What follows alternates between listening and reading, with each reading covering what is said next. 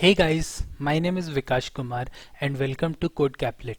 Today in this video we are going to learn about object-oriented programming or OOPS concepts in Java. We will talk about each OOP concept in details and understand through code examples. I'll be using Java 8 as SDK and VS Code as my IDE for the demo. Although you are free to choose any ID of your preference. Also, I will be uploading all the demo codes in GitHub and share the link in the description box. Alright, let's begin. These are the core concepts of object-oriented programming paradigm which we will understand through code examples. The first and the foremost concept of OOPS is object. Everything is an object. Objects have states and behaviors. Example, a car has some states like 4 wheels, a steering, 4 seats, etc. and some behaviors like start, drive, stop, etc. Objects with certain states and behaviors and the interactions between the objects give OOPS a real-world structure. The second concept is class. A class is a blueprint of an object. Every object is created from an underlying class that defines the structure and behavior that the object would have in the memory. Let's see this through an example. Okay, we have VS Code open and Java 8 installed in my machine. I will create a simple Java project and create a simple class and its object to understand this concept. So for this I'll create a new project. This location, I want my project's name to be OOPS concept in Java. I'll enter. So it gives me a src folder and it creates another folder called app inside it and creates a app.java class. Now to demonstrate creation of a new class and its object, I'll create a class called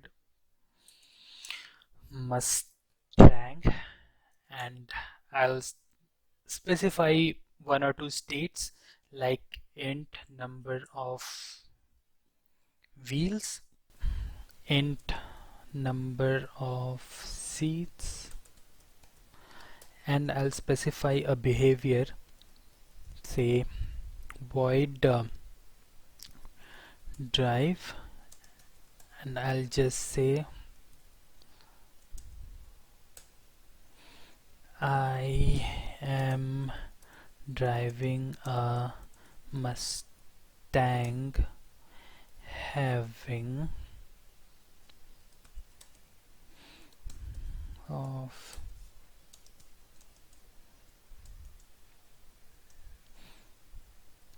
seats. Oops, a typo. So what I've done is I've created a class, I've specified two states and I've given a behavior called drive in which I'm just printing out to the console that I'm driving a Mustang having a placeholder number of seats, and this placeholder will be placed in by a particular object of Mustang which holds some certain value of this number of seats. Now for the example we'll create an object of Mustang, say m1 is equal to new Mustang, and this is how we instantiate an object of any class, and we would say m1 dot number of seats is equal to 4 and m1 dot drive, and similarly I'll create another object of Mustang and I would call it m2 so that we can see that both the objects have different states. I'll just change the state of the second object as 6 and I'll say m2.drive. Now we'll just run this and verify. So yes, first line prints I'm driving Mustang having 4 seats and another one says 6 seats. So these are the two objects, different objects of the same class, and they have one state called number of seats, and both these objects are different in the memory and they are holding different values of number of seats. So when we run the program, the class Mustang is loaded in the memory with its structure. Any new object of the class is created by the reference from this structure in the memory.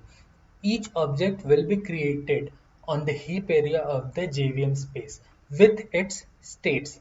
So M1 will be loaded with number of cars is equal to 4 and M2 will be loaded in a separate space with number of cars is equal to 6.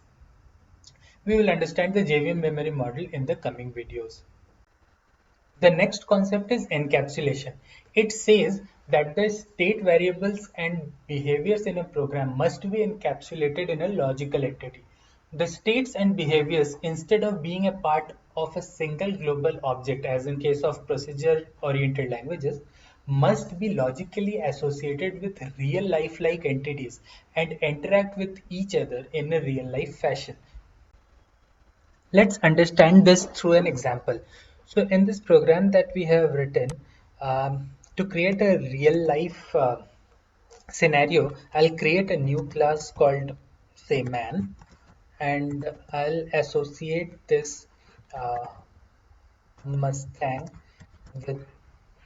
with this class, and I would say a behavior of the man would be like go to market, and I would say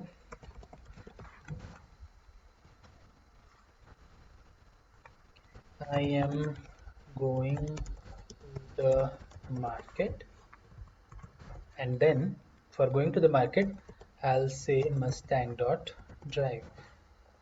For going to the market I'll use my Mustang and then drive. And then to illustrate this, I'll just keep the first object as it is. So I'll create a new object of Mustang. So suppose the Ford company creates has manufactured a new Mustang. Now I have a man is equal to new man.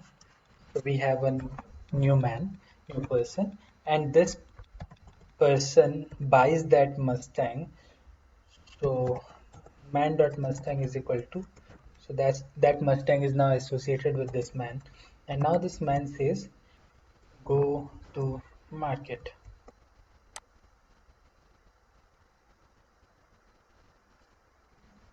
So it says that the man, I am going to the market, I am driving a Mustang having 4 seats.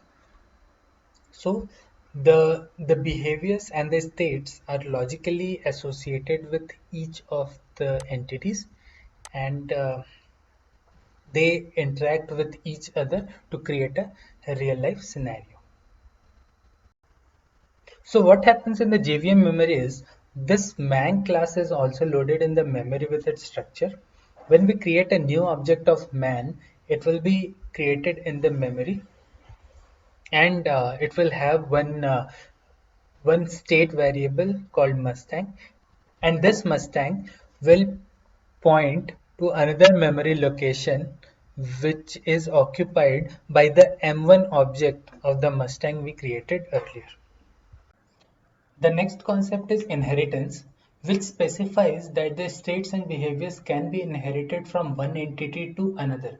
For example, vehicle is a concept that has some specified behaviors like drive, and Ford inherit these behaviors to create a specific type of vehicle, say Mustang. Let's see this through an example. To demonstrate inheritance, I'll create a class uh, called vehicle, and I will specify a behavior called drive, and I'll say that system.out.println I am driving a vehicle, and also I'll specify a state called int number of seats. Now, to inherit the behaviors and the states of vehicle, I will say class Mustang extends vehicle. So this will extend all the behaviors provided by vehicle. Now here, so this drive method in the Mustang class is actually overriding from the vehicle class. This annotation is not mandatory, but you can put it for clarity. If we don't have this method, if we don't override this method, then by default this method would be used. So we'll demonstrate that as well.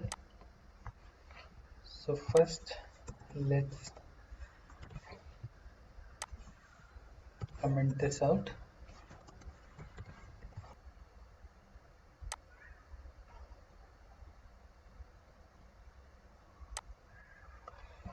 Yeah, it says I'm going to market and I am driving a vehicle. So since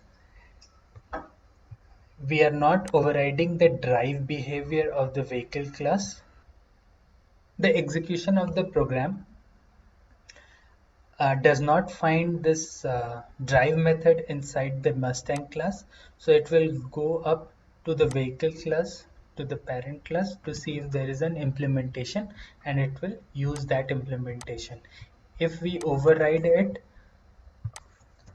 then the overridden behavior will be used by JVM. So let's demonstrate that as well. We'll just remove this hello Java and run. Yes, I'm going to mark it, and the overridden behavior of the vehicle class is used. Also, I want to specify that the only the behaviors are overridden in Java. The states, the class variables are not overridden, but they are a new copy, which means that whenever I have a same variable inside my child class as in the parent class, this this variable is not overridden, but there will be two copies of the variables both in the child and the parent class. To demonstrate this, inside the vehicle, I will say that having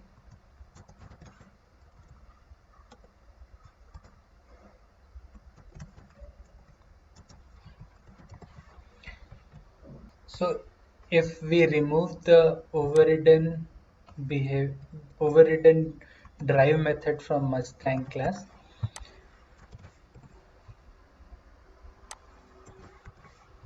so we will see that this number of seats that we initialize to 4 won't come as 4, as this number of seats is not overridden in the Mustang class. So we'll just run it, and we see that the number of seats in the parent class is still 0, which is the default value of integer. But if we remove this this state variable from the child class, variable from the parent class is still inherited into the child class. And if we run the same example, raised to 4. So when we say m1 dot number of seats, it will actually set the parent's number of seat variable to 4, since there is no variable named number of seats in the child class Mustang. So what happens in the memory is, when a new object of Mustang class is created, it will maintain separate copies of this number of seats variable for both Mustang as well as vehicle. But the parent class variables are accessible to the child class object.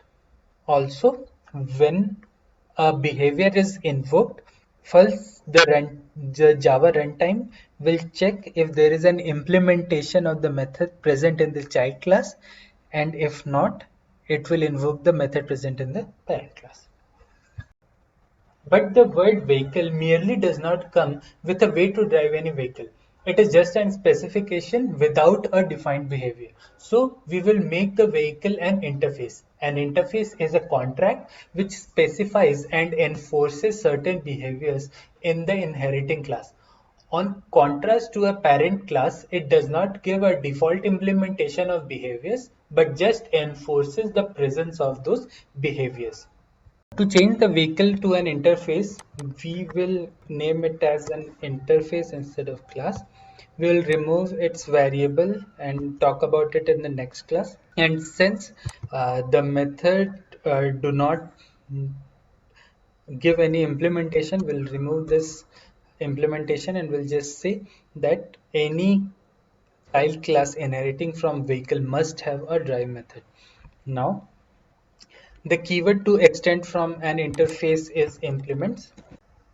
Also, we need to replace the number of seats inside the Mustang class,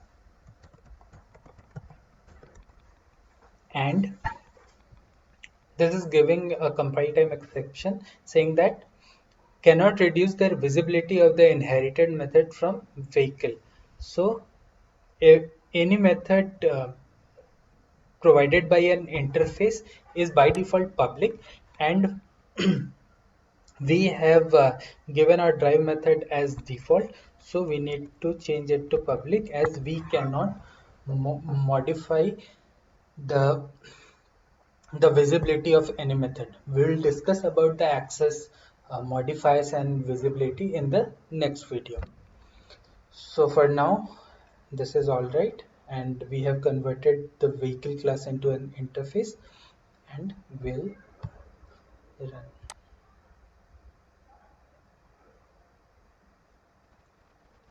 So yes, now this is also working.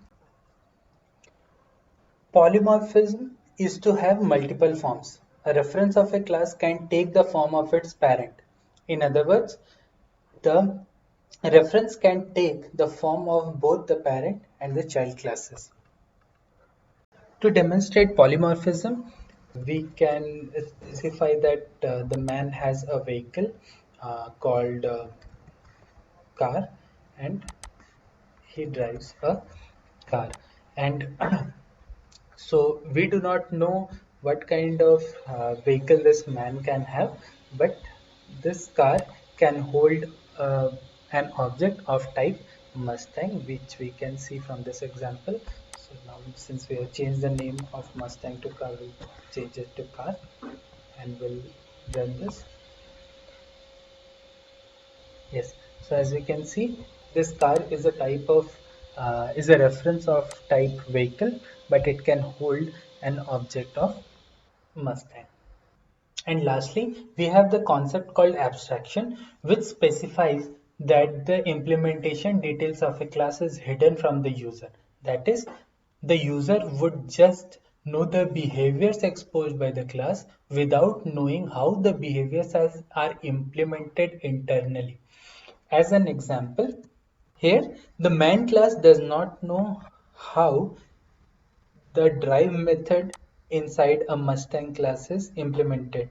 All it knows is there is a Mustang class which provides a method called drive, and it can call it, but it does not know what is the implementation of this drive method inside the Mustang class.